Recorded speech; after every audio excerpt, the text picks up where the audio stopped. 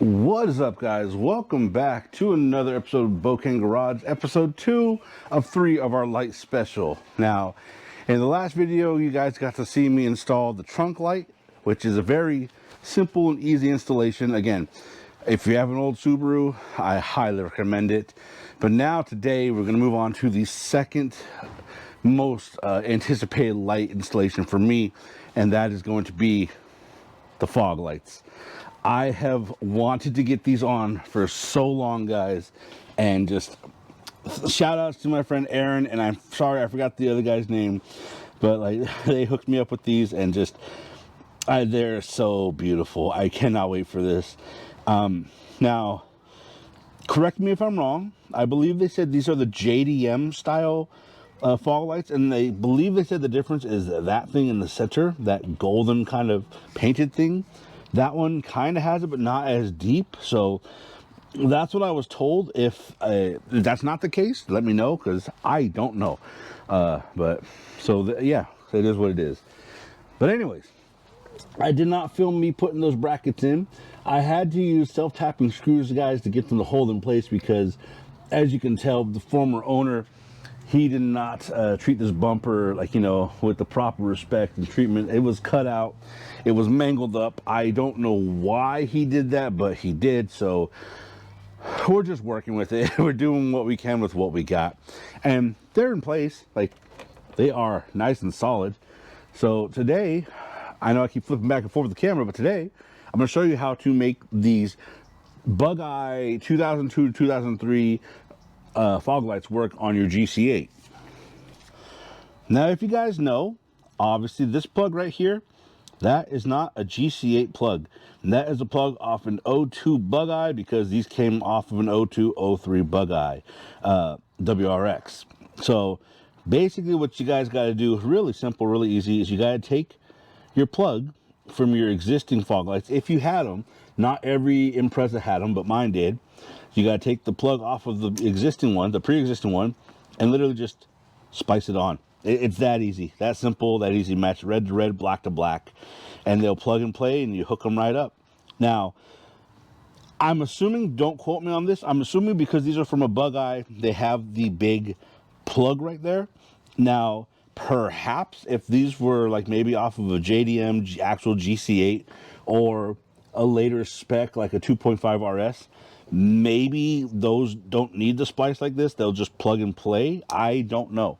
So all I do know is that for a 95 Civic that 95 Impreza that I have, sorry, you guys can tell that I'm tired. I just got off from work, and I didn't want to wait. I was like, I want to get these on. But anyways, if you have a 95 Impreza like this baby right here, and you're trying to do that, just know that you got to splice the wires. It's real simple, real easy.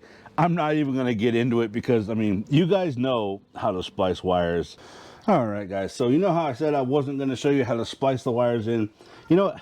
I lied. I figured, why the heck not? Some of you people might not know how to splice wiring in. And some of you might, you know, want to see it done properly so that you can try it at your own leisure, whenever you want. Because, you know, people are visual creatures. They like to see stuff done so that if someone else messes up, they don't fall the same mistake. And I get that. I fully get that. Using this little dirty old t-shirt here. So that I've tried, guys, not to cut these wires too short, and I'll tell you for why in a moment after we get them spliced, because I'm going to show you guys inside of these headlights. And by headlights, I mean fog light. All right, guys, so as you can see, I got the wire stripped back just enough for me to get some solder on these exposed wires. Now, if you guys have never soldered before, be very careful, especially when you're working with lights and whatnot. You don't want to heat these wires up for too long, because I've never done it personally, but I have heard about people, like the heat transfers. This obviously gets very hot. The heat transfers, I've heard people messing up their wiring. I've heard people, like, you know, causing issues, especially if their thing that they're soldering is still connected to a battery. So it's pretty much as simple as that, guys. You just want to get the tips of it, you know, it's a little bit of solder on them, so it's enough to combine the two pieces. You can heat them up pretty evenly. So it's always recommended, guys, that if you're doing any kind of soldering, make sure you get yourself some heat shrink tubing. Basically what you do is you put this over the wire, and after you solder the things together, you slide it over, and then you heat it up with like a lighter or a heat gun or anything, and it shrinks and it encloses the thing, making it nice and safe, and just some added extra protection from any water sources or any shorting out on grounds or anything like that. And it's just a really good practice. I know some people don't like to do it. Some people just like to wrap it up in electrical tape, and that's fine. Like, I'm not saying that's wrong or anything like that, but I prefer to use heat shrink tubing. And once you got your 2 points soldered together, guys, just give it a nice little tug, nothing too much, just to make sure that, yes, they are in fact nice and soldered and connected. And then, obviously, the heat shrink tubing, it works super simple. If I can get the pieces to disconnect from each other, there we go. Slide that tube right on there. This tube stuck inside the other one. Come on.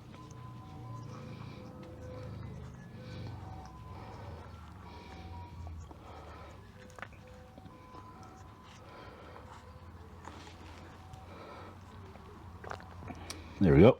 And after a little bit of fighting, guys, I got the first layer of the heat shrink tubing right on top of the exposed wires. And I'm just going to hit it with the lighter.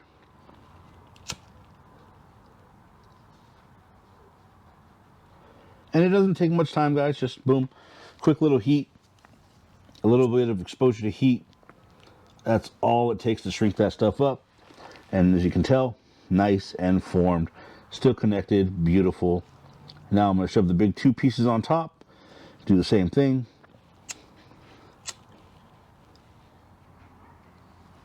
And there we go. Just a little extra added layer of protection. And while it's warm, be careful, guys, because this stuff, obviously, since you had a flame right on it, gets really hot. But I like to pinch the edges, just a little bit of security. And now, there are some people who will literally just put, like how you see here, we have this original tubing of protection. This isn't heat shrink, this is just a rubber tubing. Some people will put an actual piece of heat shrinking all the way on this, and then heat shrink that down and protect it. You can definitely do that. I just don't have any heat shrink that's long enough to do that. So, but now I'm going to show you guys why you don't want to cut these wires specifically too short. And you'll see there's a reason why I have like excess wire here that's just red and black, and why I don't specifically put tubing heat shrink on this, at least for headlights and things like this. This uses what is known as an H3 bulb, I believe. It's either an H1 or an H3, and basically it has one wire on it, and it's the main power wire, and it just plugs right into this little adapter right here, and then the negative plugs right up into here. Now this, you can pull, see this little rubber here, if you really needed more wire, you could pull through here and yank more out through for whatever reason.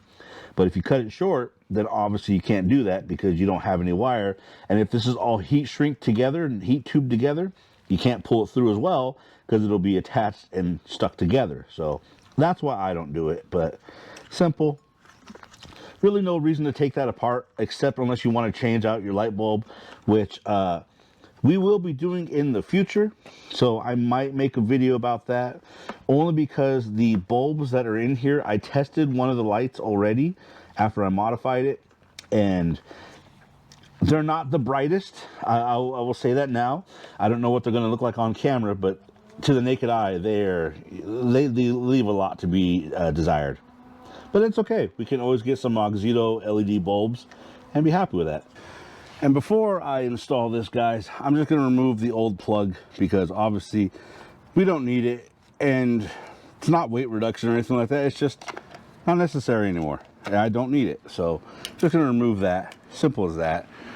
And now here comes the part, guys, where I've been kind of dreading it myself, only because I have a feeling it's not going to be as nice and as easy as I want it to be.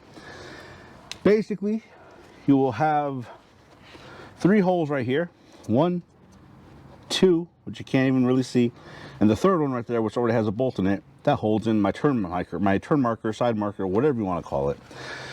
Well, the fun part is I got to use this bolt for that as well. So I gotta try and hold this in place, plug it in, hold it in place, unscrew my side marker, then screw them both back in together. And yeah, so I don't know how well that's going to go, and you guys will get to see me struggle. Now, keep one thing in mind, guys, as I do this. I don't know if having OEM screws would make this any easier or any harder or anything like that. These are screws I actually ended up getting from Ace Hardware, because the original hardware screws, I've never had them.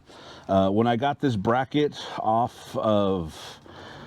actually, I got them off of another guy here locally who had a WRX bug eye, and he was willing to sell them to me, so I'm very grateful to that.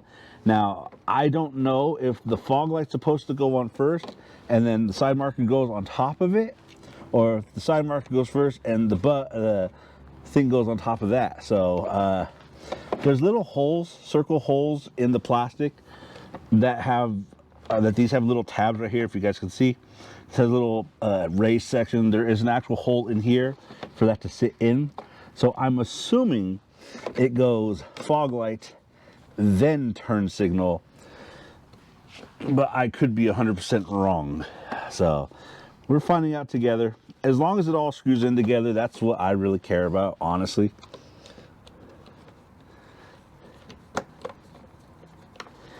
And the reason why I was saying I wasn't looking forward to this part, at least I think I said that, I might have just thought it, I don't know, is because these screws are seated in like at least almost 2 inches into the fog light. And if you guys are like me, I have horrible luck with trying to seat screws into like a very small recessed area. Like, it just never works out right for me. I always end up missing the hole, missing the pitch, missing the thread. Just something like, you know, never goes right for me. And again, as I go in to put in the third one, so far I've had decent luck. I don't know if I would have easier time putting these in if this was, again, original hardware, because I just don't know. I don't have the original bolts. Again, these were Ace Hardware bolts that were like 99 cents each, but they're the right pitch. Which, in case you're wondering if you need to do this mod yourself, it was M6 by 1. Like M6 bolts 0.1 pitch or something like that. Like, always make sure, test them yourself at your leisure, but I'm pretty sure that's what it was. And jump cup, guys, the fear that I had, that I was telling you that I do not like about recessed screws that literally sit 2 or 3 inches inside of a hole or whatnot, is that I have a hard time lining them up. That happened. Basically, this third screw, the last one right there, I could not get that thing in to feed. I had to end up removing that one, and I had to loosen that one just so I can get that one on point. So maybe, you know, start with that one, keep it loose, get that one in, and then put that one in. But boom, check it out, guys. Look at that, just zoomed out. Gorgeous. Like, just, I love that. I love that. I love that. So let's get the other side in. And there we have it, guys. Boom. Both fog lights in. Before you ask, yes, that side fought me just as much as that side fought me. Getting that recessed screw in, that was not fun or enjoyable whatsoever. But just, look at that, guys. I absolutely love it. Like, you got these beautiful crystal clear fog lights. You got the beautiful crystal clear side markers. I'm thinking about swapping over to the glass crystal clear headlights. I don't know. Let me know what you guys think, because I actually don't mind these lined, whatever versions they're called. I kind of like them. And I thought about buying the OEM ones that go on the side that match it, but it's like $150 for a set of those. So I'm kind of But then I'm also like, do I go for clear side markers too and ditch these ones and get like have everything crystal? I don't know, but I think this looks awesome, and I know you guys want to see them turned on, so I'm gonna get them on for you. However, before I do that, I want to let it be known that if you do not know, obviously these fog lights run on their own switch, but they only come on if you have the headlights on. So you can't just run the side markers, like the auxiliary mode lights, and then the fog lights, which would make a lot of sense in fog, because you don't want your high beams or your low beams shining right at the fog to reflect at you. That would make too much sense. Doesn't work like that. You got to have the headlights on in order to have the fog lights on, unless you just wire the fog lights directly to the battery and the switch, but I'm not going to do that.